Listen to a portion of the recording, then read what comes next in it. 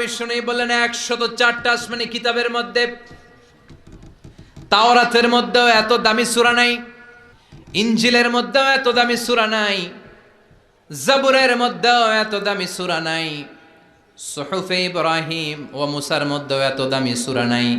যে দামি সূরাটা আল্লাহ আমাকে দান করেছে ওই দামি সূরাটা হলো, সবাই পড়েন, আলহামদুলিল্লাহি রাব্বিল আলামিন আর রহমানির রহিম মালিকি ইয়াউমিদ্দিন ইয়্যাকা না'বুদু ওয়া ইয়্যাকা নাস্তাঈন ইহদিনাস সিরাতাল মুস্তাকিম সিরাতাল লাযীনা আন'আমতা আলাইহিম গায়রিল মাগদুবি আলাইহিম ওয়ালাদ-দাল্লিন। চিল্লায়ে পড়েন আমিন। এই সূরাটা এত দামি সূরা, এই সূরার মতো সূরা কোনো আসমানি কিতাবের মধ্যে আল্লাহ নাজিল করে এই সূরাটা মুখস্থ আছে না? মাত্র 7টা আয়াত। এই সূরাটা অনেকটা অভিনন্দন পত্রের মতো, ওয়েলকামিং লেটার। কি লেটার? ওয়েলকামিং লেটার, মানপত্র, অভিনন্দন পত্রের মতো। অনেক সময় আমাদের এলাকায় এমপি মন্ত্রীরা আসে না প্রধান অতিথি হয়ে, তখন আমরা মানপত্র দেই, অভিনন্দন পত্র দেই, ঠিক কিনা? অভিনন্দন পত্রে কমসে কম 3টা অংশ থাকতে হয়। চিৎকার করে বলেন কয়টা? 3টা। প্রথমে থাকতে হয় প্রশংসা। কথা কন। প্রথমে আমরা তার প্রশংসা করি, আপনি সুমহান অতিথি, আপনার মতো মানুষ পৃথিবীতে দ্বিতীয়টা নাই, আপনার চরিত্র ফুলের চেয়েও পবিত্র। আছে না নাই? প্রথমে আমরা তার প্রশংসা করি, উই প্রেইজ হিম, আমরা তার প্রশংসা করি। দ্বিতীয় পর্বে আমরা নিজেদের পরিচয় দেই। আমরা এই হাই স্কুলের কমিটি, আমাদের একটা একাডেমিক ভবন লাগবে, আমরা এই মসজিদের কমিটি, আমরা এই মাহফিলের কমিটি, আমি সভাপতি, উনি সেক্রেটারি, উনি ক্যাশিয়ার, আমাদের পরিচয়টা আমরা দেই। তৃতীয় পর্বে আমাদের দাবি দেওয়া শুরু করি। শুরুতে কি দাবি দেওয়া আরম্ভ করা যায়? এটা দাও, এটা দাও, দিতে হবে, না দিলে মানি না, মানবো না। প্রথমে যদি বলেন মানি না, মানবো না, খবর আছে না নাই? তারপরে নিজেদের পরিচয় পেশ করতে হয়, তারপরে দাবি দেওয়া পেশ করতে হয়। সূরাতুল ফাতিহাটা হুবহু এরকম একটা অভিনন্দন পত্রের মতো। 7টা আয়াতের প্রথম 3 আয়াতে কেমন করে আমরা আল্লাহর প্রশংসা করব, আল্লাহর গুণকীর্তন করব, আল্লাহ সেটা শিখাইয়া দিলেন। কেমন করে আমরা আমাদের নিজেদের পরিচয়টা আল্লাহর কাছে পেশ করব, সেটা আল্লাহ শিখাইয়া দিলেন। এরপরে আমাদের দাবি দেওয়া আল্লাহর কাছে আমরা কেমন করে পেশ করব, ওইটাও আল্লাহ শিখাইয়া দিলেন। তাহলে প্রথম 3টা আয়াতে আল্লাহ তাআলার প্রশংসা কেমন করে করতে হয় আল্লাহ শিখালেন। চতুর্থ আয়াতে কেমন করে আমাদের পরিচয়টুকুন আল্লাহর কাছে পেশ করব আল্লাহ সেটাও শিখাইয়ে দিলেন। শেষের 3টা আয়াতে কি দাবি দেওয়া আমাদের পেশ করা দরকার, আমাদের চেয়েও ভালো জানে কে? কেউ যেটা জানে না, জানে কে? আমরা আমাদেরকে যত ভালোবাসি, আমাদেরকে আমাদের চাইতেও বেশি ভালোবাসে কে? সুবহানাল্লাহ, বাড়িতে গিয়ে কইন। আপনি আপনারে যত ভালোবাসেন আল্লাহ তাআলা আপনার চাইতেও আপনারে বেশি ভালোবাসে। চতুর্থ আয়াতে নিজেদের পরিচয়, পঞ্চম, ষষ্ঠ এবং সপ্তম আয়াতে কেমন করে দাবি দাওয়া পেশ করব সব শিখায়া দিলেন কে? এই সূরাতুল ফাতিহা, এটা কিন্তু আল্লাহর সাথে আমাদের কনভারসেশন বুঝেন তো, কথোপকথন, ডায়ালগ। আমরা তো গড়গড় গড়গড় করে পড়ে শুধু সামনে আগাই, আসলে পড়াটা এমন নয়। সূরাতুল ফাতিহা যখন পড়ি, এই 7টা আয়াত পড়ার সাথে সাথে আল্লাহ তাআলা আমাদের সাথে কথা বলেন। আমরা যখন বলি আলহামদুলিল্লাহি রাব্বিল আলামিন, তখন আল্লাহ আমাদের সাথে কথা বলেন। আমরা যখন বলি আর রহমানির রহিম, তখনও তিনি কথা বলেন। তার মানে প্রতিটা বাক্যের উত্তর আল্লাহর পক্ষ থেকে আছে না নাই? আমরা যখন পড়ি আলহামদুলিল্লাহি রাব্বিল আলামিন, আল্লাহ ফেরেশতাদের ডেকে বলে হামিদানি আব্দি, নজর করে দেখ আমার বান্দা আমার প্রশংসা শুরু করে দিয়েছে, আল্লাহু আকবার। তোদেরকে বলেছিলাম মারামারি করবে, কাটাকাটি করবে, রক্তপাত করবে, কিলাকিলি করবে, হরতাল দিবে। হরতাল আছে না নাই? কিলাকিলি আছে না নাই? গদিলে টানাটানি আছে না নাই? মানুষ তো রক্তপাত করবে আল্লাহ, মানুষ কেন, আমরাই তো ভালো। আল্লাহ বলেছিলেন ইন্নী আ'লামু মা লা তা'লামুন, আমি যেটা জানি তোরা সেটা জানিস না। চিৎকার করে বলেন ঠিক কিনা?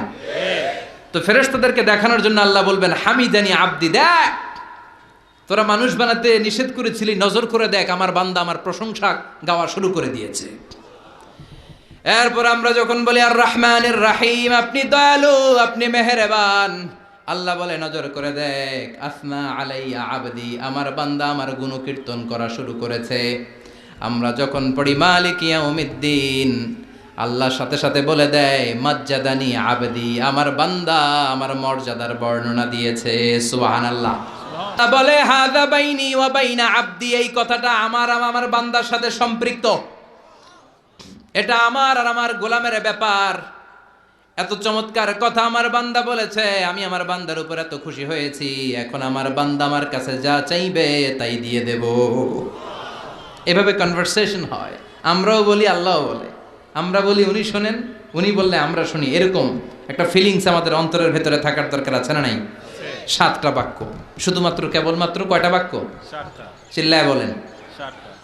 সালাতের মধ্যে আমাদের অনেকের মনোযোগ থাকে না, এরকম একটা অভিযোগ অনেকের আছে না নাই?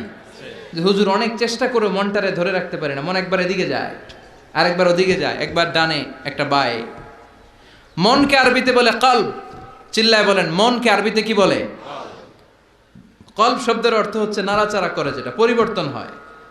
পৃথিবীতে সবচাইতে নাড়াচাড়া করে যে জিনিসটা এদিকে দিকে ছোটে, ওটা হচ্ছে মন। ওটা কি? পাগল মোহন, মোহন রে মন কেন এত কথা বলে, কত কথা কয় এই মন, কত দিকে যায় এই মন। এখন আমার মন আছে এখানে, একটু পরে ছুটছে ঢাকা, এরপরে সৌদি, এরপরে আমেরিকা, পাসপোর্ট ভিসা কিছু লাগছে, কথা কন। এটা খুব দ্রুত ছুটে চলে যেতে পারে, এজন্য এটাকে ধরে রাখতে হয়। আসুন আজকের এই তাফসির মাহফিলে অন্তত প্রতিদিন সূরাতুল ফাতিহার মধ্যে যে 7টা আয়াত আমরা পড়ি, এগুলোর অর্থ জেনে যাই, কি বলে আল্লাহর প্রশংসা করি, জানার দরকার আছে না নাই? আসুন মনোযোগ দিয়ে একটু শিখার চেষ্টা করি। প্রথম আয়াতে আল্লাহ বলছেন আলহামদুলিল্লাহি রাব্বিল আলামিন, সকল প্রশংসা বহুমাত্রিক জগতের প্রতিপালক আল্লাহ তাআলার জন্য। সুবহানাল্লাহ পড়েন।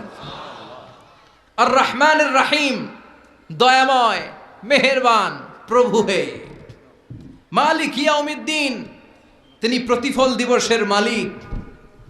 ইয়্যাকা না'বুদ ওয়া ইয়্যাকা নাস্তাঈন, আমরা শুধুই আপনার ইবাদত করি, আমরা শুধুই আপনার কাছে সাহায্য চাই। ইহদিনাস সিরাতাল মুস্তাকিম, প্রভু হে আপনি সহজ সঠিক সহজ সরল পথের দিশা দেন, বরকত অবারিত।